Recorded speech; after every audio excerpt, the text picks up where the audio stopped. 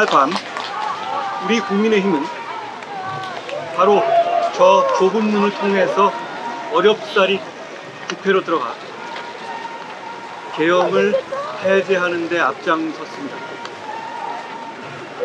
제가 그날 밤 계엄 발표를 보자마자 냈던 비상계엄 선포는 잘못된 것입니다. 국민과 함께 막겠습니다 라는 메시지는 개인이 아니라 국민의힘의 당대표로서 지지자들과 동료들의 마음을 담아서 공식적으로 냈던 메시지였습니다. 그날 밤 우리 국민의힘의 공식적인 결단과 행동은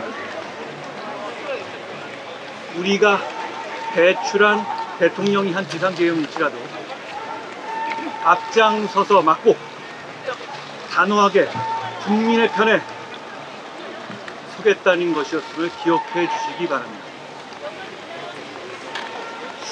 그날로 되돌아가 봅시다.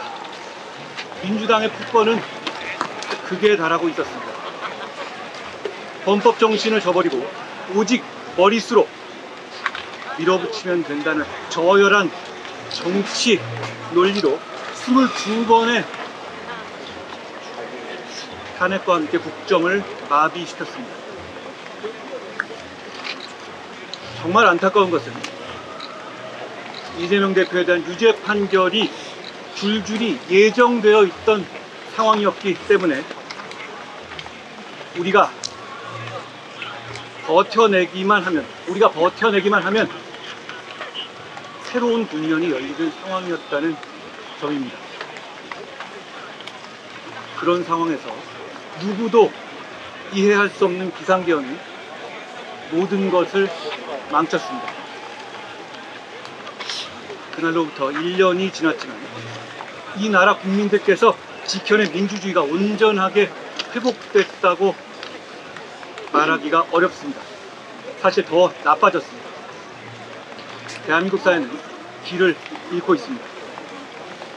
민주당 정권에서 대통령실 특활비를 부활했고 대통령실 앞에 집회는 더 어려워졌고 실세 측근 비서관 국회에서 불러도 나오지 않고 철석같이 약속했던 특별감찰관은 감감무소식입니다.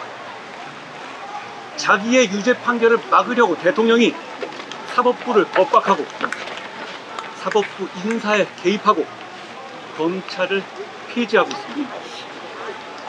정적을 공격하라고 경찰을 사주하고 대장동 공범들을 재벌 만들어줬습니다. 헌법 존중 TF라는 어이없는 이름으로 시민의 자유를 억압하고 공포 분위기를 조장하고 있습니다. 11.5 주거 제한 조치로 자기 의지대로 삶을 계획하고 살아가려는 국민의 일상을 파괴하고 있습니다. 윤석열 대통령이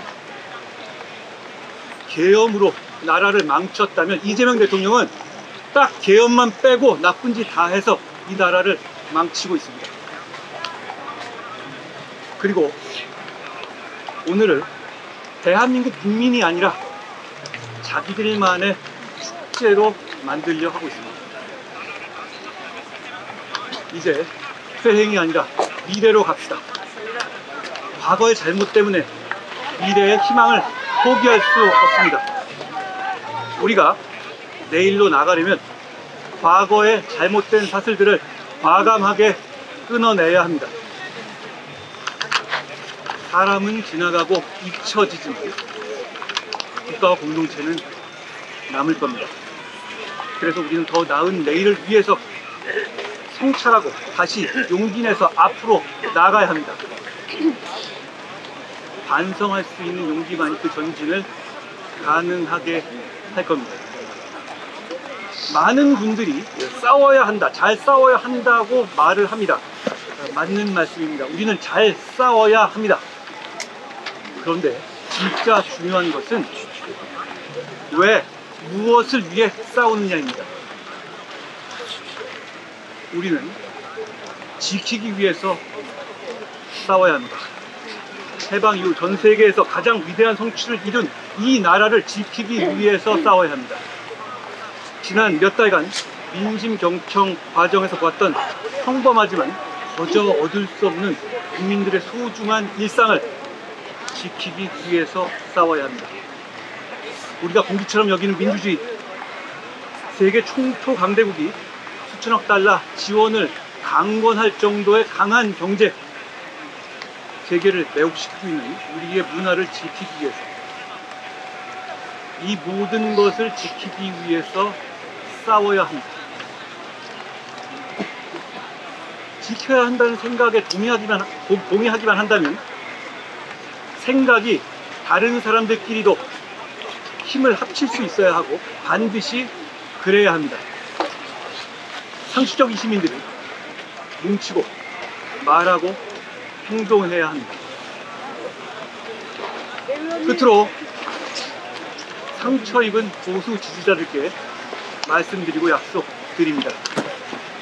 우리가 정말 어렵게 온 힘으로 만든 정권이 허망하게 무너진 것이 고통스럽지만 우리는 산업화와 민주화를 일궈낸 대한민국의 주역입니다. 우리가 대한민국의 절반 그 이상을 바치고 있어야만 대한민국이 건재할 수 있고 번영할 수 있습니다. 그러니 우리는 포기하지 말아야 합니다. 우리는 다시 일어설 수 있습니다. 반드시 그렇게 될 겁니다. 고맙습니다.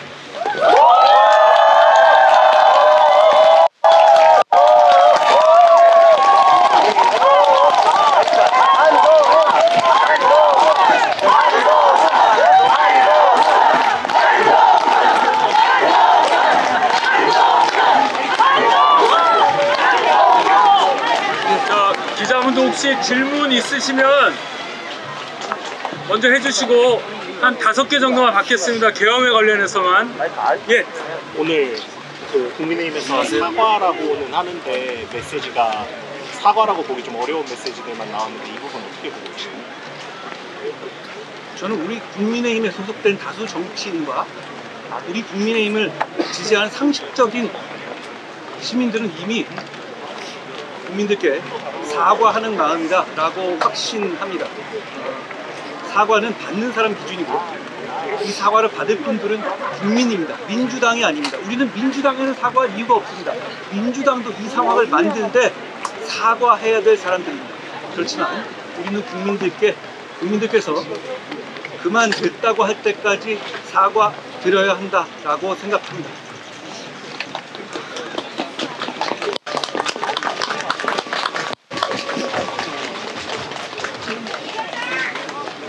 질문 없어요? 예. 이전에 개헌 이후에 탄핵보다 조기 퇴진이다라고 말씀하셔서 탄환제를 말씀하신 적이 있었는데 그거에 대해서 지금 어떻게 생각하십니까? 개헌 이후에 대한민국과 국민들이 최소한의 상처를 입으면서 난국을 헤쳐나가야 했습니다. 그 과정에서 여러 가지 시도가 있었죠. 다만 그 시도는 전적으로 대한민국과 대한민국 국민을 우선한 시도였다라는 말씀을 드립니다.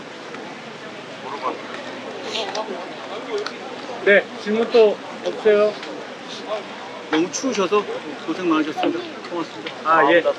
그러면 예, 더 없으세요? 아, 예. 개헌 관련은 아니지만 최근에 어쨌든 당원 게시판 관련 조사 시작됐는데 한 말씀. 미래로 가야 될 대단히 중요한 시기입니다. 저는 퇴행이 아니라 미래로 가야 한다. 이 말씀을 드립니다. 개헌 관련해서 다른 질문. 네.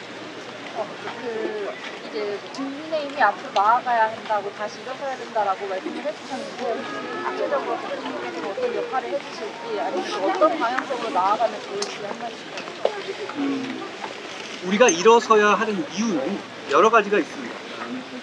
계엄에 대해서 반성하는 것이 정의에 맞는 것도 있지만 계엄에 대해서 제대로 반성하고 국민의 마음을 다시 얻지 못하면 민주당의 폭거가 계속될 것이고 누구도 이 폭거를 견제할 수 없을 것이기 때문입니다. 더 왜곡죄를 만들고 내란 전담 특별 재판부를 만들고 이런 것들은 우리의 일상의 시스템을 파괴하는 것들입니다. 저는 차라리 돈을 받아먹으라라고 말하고 싶어요. 그게 오히려 우리의 일상을 덜 망가뜨리는 일입니다. 그런데 민주당이 이렇게 막 나갈 수 있는 이유는 우리 국민의 힘이 국민의 마음에서 멀어지고 국민의 신뢰를 얻지 못해서 우리의 말에 힘이 실리지 않기 때문입니다. 저는 우리의 반성은 정말 마음에서 우러나는 것이기도 하고, 그리고 민주당의 폭거를 저지하기 위해서도 꼭 필요한 것이다, 이렇게 말씀드리겠습니다. 고맙습니다. 하나만 더 해주세요. 네. 이상 마치겠습니다. 예, 고맙습니다. 오케이. 한번 하나 더.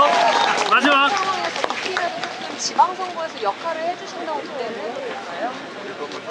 저는 국민의힘의 정치인이고 국민의힘이 국민들의 사랑을 받고 정말로 국민의 도구와 국민의 힘이 되기 위해서 존재하고 일하는 사람입니다. 할 수 있는 모든 것을 하겠습니다. 고맙습니다.